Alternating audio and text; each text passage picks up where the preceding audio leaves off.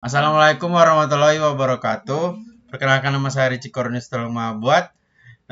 Baiklah, saya akan mempresentasikan tugas 5 Technopreneurship kami, yang dimana mengenai bisnis model Canvas yang akan diterapkan pada Transjakarta. Yang dimana bisnis model Canvas yang kami bawa itu adalah Smart Home. Smart Home menjadi salah satu solusi digital yang membantu meningkatkan efisiensi, kenyamanan, dan keamanan rumah tangga dengan memanfaatkan teknologi Internet of Things atau IoT. Dalam konteks bisnis, Smart Home memiliki peluang besar dengan pertumbuhan pasar yang pesat.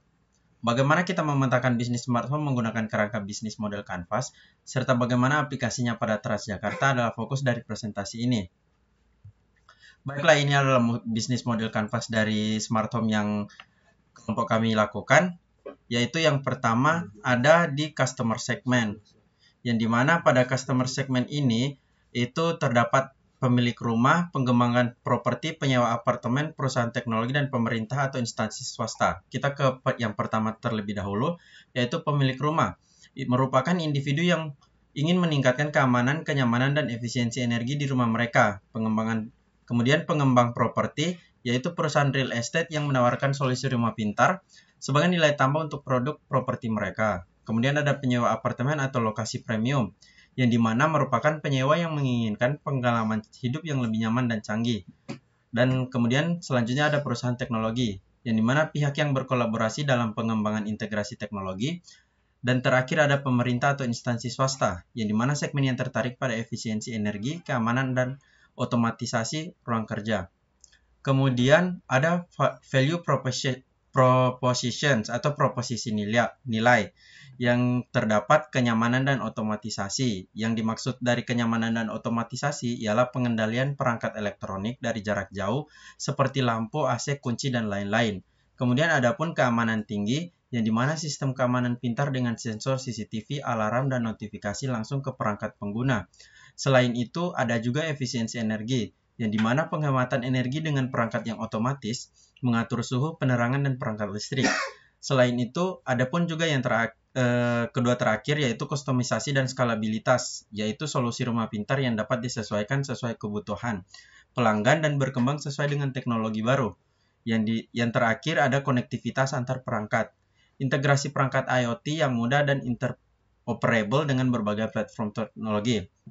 Kemudian bisnis model Canvas yang ketiga itu adalah channels atau saluran, yang dimana itu terdapat e-commerce, toko fisik atau showroom, aplikasi mobile atau website, kerjasama dengan pengembang properti, dan terakhir pemasaran digital. Kita masuk ke e-commerce, yang dimana e-commerce merupakan penjualan produk melalui toko online dan marketplace. Salah satu contohnya adalah Amazon. Kemudian toko fisik atau showroom, yang dimana merupakan lokasi fisik tempat pelanggan bisa melihat dan mencoba solusi rumah pintar. Dan ketiga ada aplikasi mobile atau website, yang dimana ini merupakan aplikasi untuk mengendalikan, mengelola, dan memantau perangkat smart home secara langsung.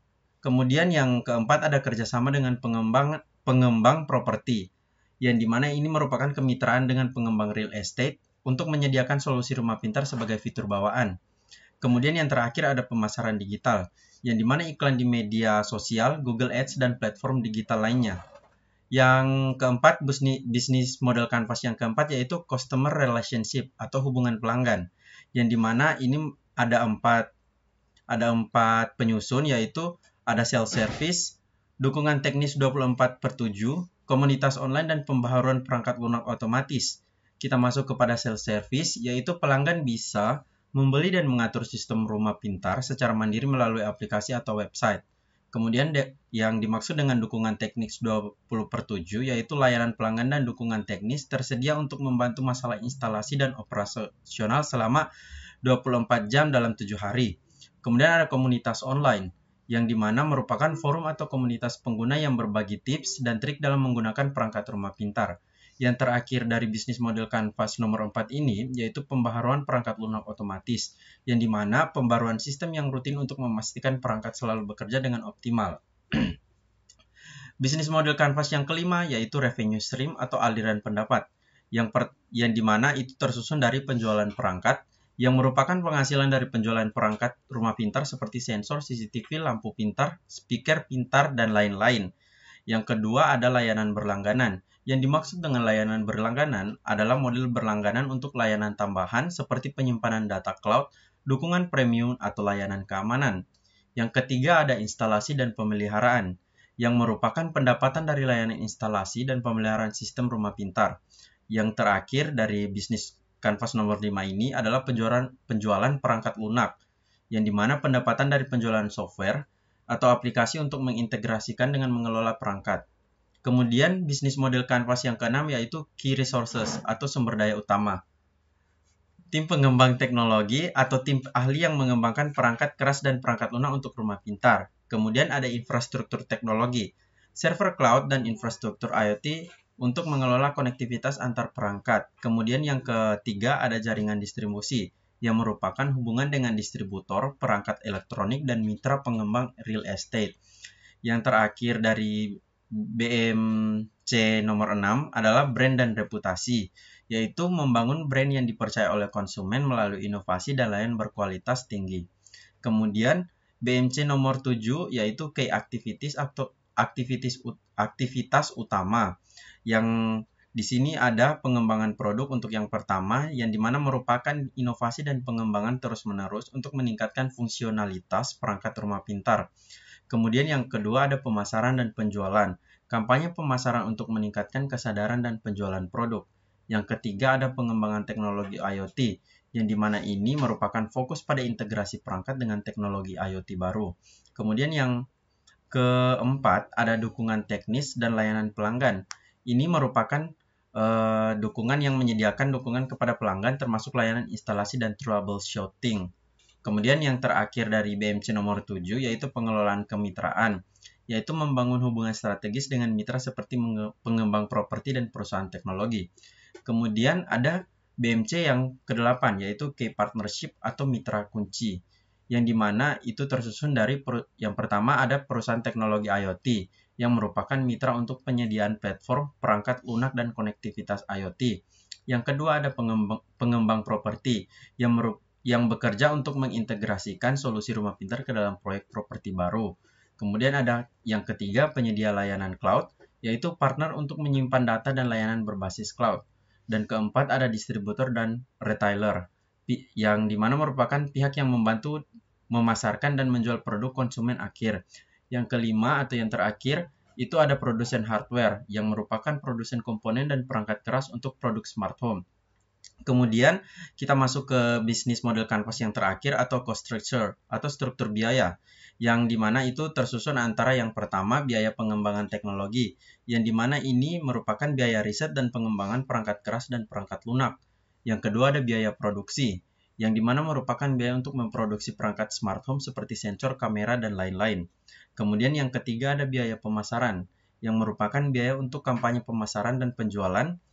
Dan keempat yaitu biaya distribusi, yang merupakan biaya logistik dan distribusi produk ke pasar. Kemudian yang terakhir ada biaya operasional cloud, yang dimana merupakan biaya untuk infrastruktur server dan penyimpanan data di cloud. Kemudian dengan menggunakan Canvas bisnis ini, kita dapat merancang strategi untuk memperluas bisnis smart home sesuai dengan kebutuhan dan tren teknologi saat ini. Sekian dari saya dan akan dilanjutkan oleh partner saya. Baik, akan saya lanjutkan. Sebelumnya izin memperkenalkan diri, nama saya Andrew Kamenta Barat dengan NIM 2022-11112. Jadi di sini ada aplikasi smart home di Transjakarta, di mana Transjakarta adalah sistem transportasi massal di Jakarta, memiliki kebutuhan untuk meningkatkan efisiensi, keamanan, dan layanan pengguna.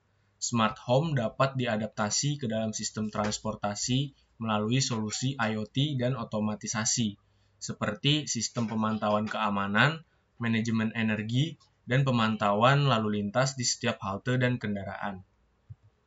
Lalu di sini ada proporsi nilai untuk Transjakarta, di mana yang pertama itu otomatisasi halte dan stasiun dengan sensor untuk monitoring cuaca, keamanan, dan ketersediaan layanan. Lalu yang kedua ada pengaturan sistem pencahayaan dan ventilasi otomatis di halte.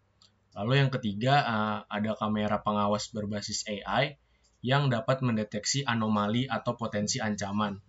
Lalu yang keempat ada penghematan energi melalui manajemen listrik berbasis IoT. Untuk selanjutnya dilanjutkan oleh rekan saya. Baik, saya akan melanjutkan presentasi dari teman saya. Sebelumnya izin memperkenalkan diri, nama saya Dega Dedi Putra dengan NIM 2022-105. Selanjutnya ada solusi terapan, di mana yang pertama ada setiap halte dilengkapi dengan sensor yang terhubung ke sistem pusat untuk pemantauan real time, lalu memasangkan smart lighting yang hanya menyala saat diperlukan, lalu ada kamera keamanan yang dilengkapi dengan AI untuk mendeteksi ancaman atau kejadian tak terduga, lalu ada aplikasi mobile untuk pengguna dan menyediakan informasi real time tentang kedatangan bus dan keamanan di halte. Kesimpulannya, di sini smart home memiliki potensi besar untuk berkembang melalui pemanfaatan IoT, namun perlu disertai inovasi model bisnis agar lebih berkelanjutan. Yang kedua, aplikasi smart home pada sistem transportasi seperti Transjakarta dapat meningkatkan efisiensi operasional, keamanan, dan kenyamanan pengguna. Dan yang terakhir, dengan inovasi seperti model berlangganan, ekonomi sirkular, dan kolaborasi platform, bisnis ini dapat terus berkembang, memberikan nilai lebih bagi pelanggan dan berkelanjutan dari sisi lingkungan dan ekonomi. Sekian presentasi dari kelompok kami, kurang lebihnya mohon maaf. Assalamualaikum warahmatullahi wabarakatuh.